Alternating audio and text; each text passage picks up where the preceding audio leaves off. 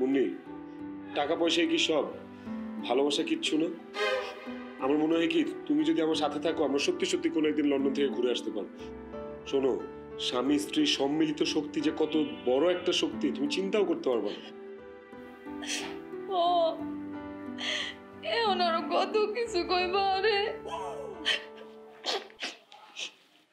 আব্বা আম্মা, আমি কই কি যাওনের তা তো হয়ে গেছে, আর কলে সেটা লেখা ছিল এইটাই হয়েছে। এতে তো আরে বিয়া করে লইছে, অন্ত হেতে হিডি কোনো লাভ হইতো না। আই কই কি আন্নেরা হেতে মানিল না। আরে কি আর কস, কি বিয়া আর কি মানিল মুই? শুনেন, আপনি আজকে হেতার তুমি ডিভোর্স নেওয়ান, এর হরে আইয়ার মাইয়ারে অন্য ঘরে বিয়ে দিব, সেই ঘরে হেতে কামলা থাকবো, কামলা কাম করে খাইব।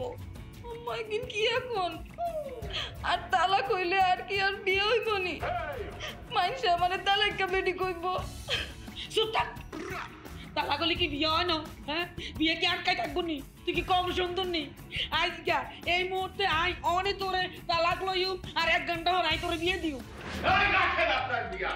এই বাপি রসিকুল, আরে নিজাম ভাই, আপনি আর এত লোকজন আমার পাশে কি লাগে?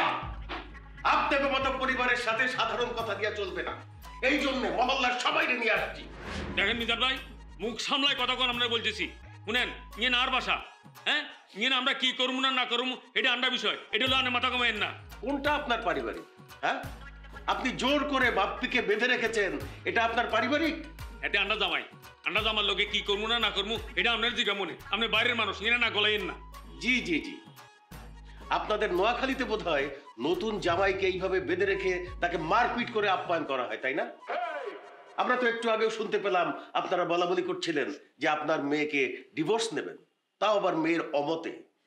এই ধরনের দুমুখ নীতি যতদিন পর্যন্ত আপনি না ছাড়বেন, ততদিন পর্যন্ত আপনাদের মান এবং হুঁশ কোনোদিনই একত্রিত হবে না।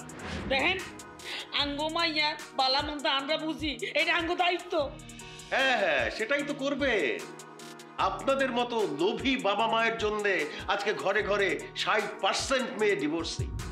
আপনাদের প্ররোচনায় মেয়েরা সাহস পায় তার হাজব্যান্ডকে মারধর করতে, যাতে করে তাদের হাজব্যান্ড তাদের স্ত্রীকে ডিভোর্স দিয়ে দেয়। এতে ক্ষতি হয় কার আপনি জানেন? আপনাদেরও কোনো ক্ষতি হয় না, ছেলেদেরও কোনো ক্ষতি হয় না, ওই ডিভোর্সি মেয়েটারই সবচেয়ে বড় ক্ষতি হয়। একদিকে ডিভোর্সি বলে অবহেলা করে কেউ তাকে বিয়ে করতে চায় না, অন্যদিকে যৌতুকের লোভে অনেকেই ডিভোর্সি মেয়েদেরকে বিয়ে করে। কিন্তু বিয়ের পরে কি হয়? ওই মেয়েটিকে সারা জীবন ডিভোর্সি এবং অন্যান্য কটু কথা শুনতে হয়, খোটা শুনতে হয়। এক পর্যায়ে অতিষ্ঠ হয়ে মেয়েটা আত্মহত্যার পথ বেছে নেয়। আর এর জন্য দায়ী কারা জানেন? আপনারাই এর জন্য দায়ী। আর তালাকের মানে বুঝেন? হাদিসে রয়েছে যে স্বামী স্ত্রীর মধ্যে যখন তালাকের সম্পর্ক হয়ে যায়, তখন আসমান জমিনে বিশাল ফাটল হয়ে যায়। যেখানে তালাককে আপনাদের কাছে পুতুল খেলা মনে হয়, যেখানে আপনারা বোঝাবেন মেয়েকে স্বামীর সঙ্গে একসাথে থাকতে, তা না করে আপনারা কান কথা পড়িয়ে মেয়েটাকে উদ্বুদ্ধ করেন তালাক দিতে। তালাকের আগে দেখবেন কতজনে বলবে আপনার মেয়ের তালাক নিয়ে নিন, আমি বিয়ে করব, অথবা আমার কাছে অনেক ভালো ছেলে আছে তার সঙ্গে বিয়ে দিয়ে দিব। কিন্তু তালাকের পরে দেখবেন সবই মিথ্যা, কেউ আপনার কাছে এগিয়ে আসবে না। যদিও কেউ রাজি হয়, সেটা যৌতুকের লোভে রাজি হয়। এই জিনিসগুলো আপনারা বুঝতে পারবেন না, আমরাও বুঝতে পারি না, বুঝতে পারে শুধু তালাক প্রাপ্ত মেয়েটা। আঙ্গনে মাফ করে দেন, আমরা আসলে না বুঝি বাপির গায়ে হাত তুলছি, মারছি। আর নগো এই কথার মর্ম আমি মন থেকে কোনোদিন বুঝিনো, জানিও না। মাফ করে দেন আঙ্গরে। বাপ আমাদের কাছে না, বাপ চাইবেন আপনার মেয়ের কাছে আর আপনার মেয়ের জামাইয়ের কাছে। এনাম ভাই, আরেকটা কথা বলতে চাই। এই যে আপনি জেলার ভেদাভেদ করেন, হ্যাঁ, আপনার হাতের 5 আঙ্গুল কি সমান? সমান না। নোয়াখালীর লোকদের ভেতরেও ভালো মন্দ আছে, যেমনি সমস্ত জেলার লোকজনের ভেতরে ভালো মন্দ আছে। আপনি নোয়াখালীর বলে আপনি সবাইকে তুচ্ছ তাচ্ছিল্য করবেন, এটা তো ঠিক না। আজকে আপনি যে বিজনেস করেন তার ক্লায়েন্ট কারা? সবাই কি নোয়াখালীর? না, তারা তো বিভিন্ন জেলার। এখন এই বিভিন্ন জেলার লোকজন যদি আপনার সঙ্গে ব্যবসা করা বন্ধ করে দেয়, তখন আপনার ব্যবসা কি হবে একবার ভেবে দেখেছেন? তাই টাকার অহংকার দেখিয়ে বা জেলার কথা বলে মানুষকে তাচ্ছিল্য করবেন না, এতে নিজেরই ক্ষতি হবে। ভাই আপনারা আরো মাফ করে দেন।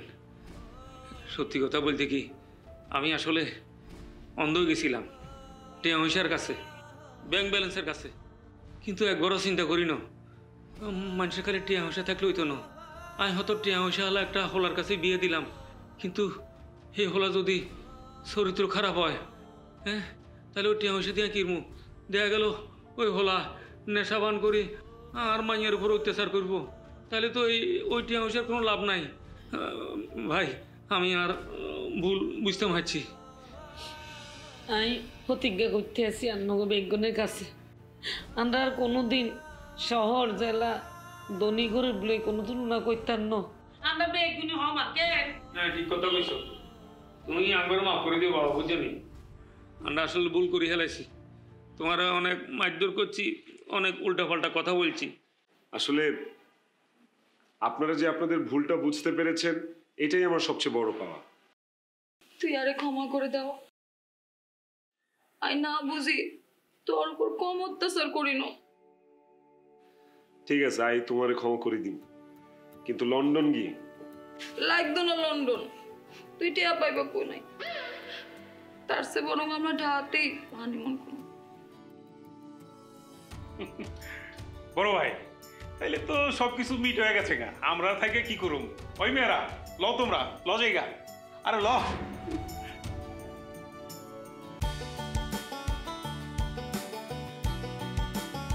এনাম সাহেব, আপনাকে একটা নিউজ দেই। নিউজ? কি নিউজ আছে ভাই? বাপ্পি হচ্ছে আমার ভাগ্নে, আর রিনা ও হচ্ছে বাপ্পির খালাতো বোন। রিনাকে আপনাদের বাসায় কাজের মেয়ে হিসেবে রাখা হয়েছিল, যাতে আপনাদের বাড়ির সমস্ত খবরাখবর আমরা পাই। মানে? মানে খুব সহজ, আপনার মেয়ে মুন্নির জন্য আমি আবার ভাগ্নের বিয়ের প্রস্তাব নিয়ে গিয়েছিলাম, আপনি আমাকে এড়িয়ে গিয়েছিলেন। তখনই আমি একটা প্ল্যান করি, রিনাকে আপনার বাসায় কাজের মেয়ে হিসেবে পাঠিয়ে দিই, যাতে আপনাদের বাড়ির সমস্ত খবরাখবর আমরা পেয়ে যাই। কি এখন হাসানি? দাঁড়ান দাঁড়ান দাঁড়ান, আরো একটা সারপ্রাইজ আছে। আবার কি সারপ্রাইজ আছে? বাপ্পি কিন্তু ওই ফুড কর্নারের কর্মচারীও না, বাদামালাও না। ও ইংল্যান্ড থেকে পড়াশোনা শেষ করে বাংলাদেশে এসে ব্যবসা শুরু করে। ওই ফুড কর্নারের মালিক ও। আর এরকম সারা দেশে আরো 50টা আউটলেটর আছে। আরে কি এখন এগিন আই না আমরা গোলাগুলি করি। হাসাতে আর মাইয়া সবাই লন্ডনে গিয়ে না রে, আজ কি খুশি লাগছে, কলটা হারিয়ে দিতেছে। পলিসি দিলে দড়ি হাত ধরে যাও।